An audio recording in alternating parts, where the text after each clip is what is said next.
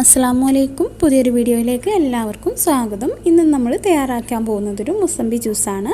അപ്പോൾ ഇതിനായിട്ട് ഞാനിവിടെ 2 മുസംബി എടുത്തിട്ടുണ്ട്. ഇനി നമുക്കിതെങ്ങനെയാണ് കട്ട് ചെയ്തെടുക്കുന്നത് നോക്കാം. ആദ്യം തന്നെ ഈ ഒരു മുസംബിയുടെ 2 സൈഡിലുള്ള ഈ ഒരു ഭാഗം ഒന്ന് കട്ട് ചെയ്ത് ഒഴിവാക്കണം.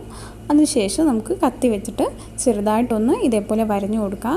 അധികം ആഴത്തിൽ നമ്മൾ വരഞ്ഞു കൊടുത്താൽ നമ്മളിതിൻ്റെ തോല് പുറത്തോട്ട് എടുക്കുന്ന സമയത്ത് അതിനുള്ളിലുള്ള ആ ഒരു പൾപ്പും കൂടെ പുറത്തോട്ട് പോരും. ഇനി നമുക്കിതിൻ്റെ ഈ ഒരു തോലൊക്കെ കൈവച്ചിട്ട് ഇതേപോലെ ഒന്ന് പൊളിച്ചെടുത്താൽ മതി. വളരെ സിമ്പിളായിട്ട് തന്നെ നമുക്ക് പൊളിച്ചെടുക്കാനായിട്ട് പറ്റും. ഞാനിവിടെ മുസംബിയുടെ തോലൊക്കെ മുഴുവനായിട്ട് പൊളിച്ചെടുത്തിട്ടുണ്ട്. ഇനി നമുക്കിതൊന്ന് കട്ട് ചെയ്ത് നോക്കാം. കട്ട് ചെയ്തതിന് ശേഷം ഇതിനുള്ളിൽ കുരു ഉണ്ടെങ്കിൽ ഒന്ന് റിമൂവ് ചെയ്യുക. അപ്പോൾ ഞാൻ നോക്കിയപ്പോൾ ഒട്ടും കുരു ഇല്ലായിരുന്നു.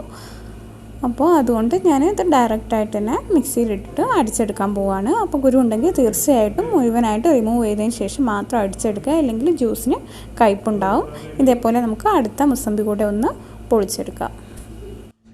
ഇനി നമുക്ക് കട്ട് ചെയ്ത് വെച്ചിട്ടുള്ള മുസംബി ഒരു മിക്സിയുടെ ജാറിലേക്ക് മാറ്റാം. അതിനുശേഷം ഇതിലോട്ട് ആവശ്യത്തിന് പഞ്ചസാര കൂടെ ചേർത്ത് കൊടുക്കാം. ഞാനിവിടെ ഒരു 4 ടേബിൾ സ്പൂണോളം പഞ്ചസാര ചേർത്ത് കൊടുത്തിട്ടുണ്ട്. അപ്പോൾ നമ്മുടെ മധുരത്തിനനുസരിച്ച് പഞ്ചസാരയൊക്കെ ചേർത്ത് കൊടുക്കാം. അതിനുശേഷം ഇതിലോട്ട് ഞാൻ നല്ല തണുത്ത വെള്ളമാണ് ഒഴിച്ച് കൊടുക്കുന്നത്. തണുത്ത വെള്ളം അല്ലെങ്കിൽ ഐസ് ക്യൂബ്സ് ചേർത്ത് കൊടുത്താലും മതി. ഇനി നമുക്കിത് നന്നായിട്ടൊന്ന് ബ്ലെൻഡ് ചെയ്തെടുക്കാം. ഞാനിതിവിടെ നന്നായിട്ട് ബ്ലെൻഡ് ചെയ്ത് കൊണ്ടുവന്നിട്ടുണ്ട്. ഇനി ഇതൊരു സ്റ്റെയിനറിലൂടെ ഒന്ന് അരിച്ചെടുത്തതിന് ശേഷം നമുക്ക് ഗ്ലാസ്സിലോട്ട് സെർവ് ചെയ്യാം. ഞാനിവിടെ 2 മുസംബി വെച്ചിട്ട് വലിയ ഗ്ലാസ്സിന് 1 ഗ്ലാസ് ജ്യൂസാണ് തയ്യാറാക്കിയിട്ടുള്ളത്. അപ്പോൾ ചെറുതാണെങ്കിൽ 2 ഗ്ലാസ്സോളം നമുക്ക് കിട്ടും. അപ്പോൾ ഈ ഒരു വീഡിയോ ഇഷ്ടമായിട്ടുള്ളത് വിശ്വസിക്കുന്നു. ഇഷ്ടമായിട്ടുണ്ടെങ്കിൽ തീർച്ചയായിട്ടും ലൈക്ക് ചെയ്യുക, ചാനൽ സബ്സ്ക്രൈബ് ചെയ്യുക. വീണ്ടും മറ്റൊരു റെസിപ്പി ആയിട്ട് കാണാം. താങ്ക്